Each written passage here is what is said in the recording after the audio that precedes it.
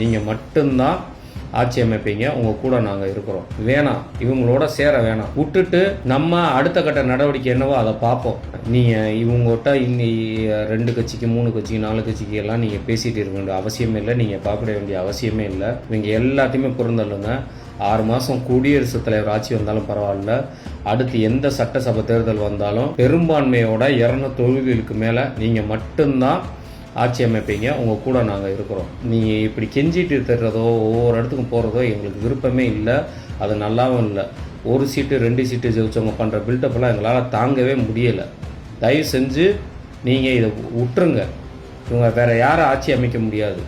குடியரசுத் தலைவர் ஆட்சி வரும், 6 மாதம் கழித்து மறுபடியும் எலெக்ஷன் வரையில் நம்ம ஜெயிச்சு தனி மெஜாரிட்டியில் போய் சட்டசபையில் உட்காரலாம்.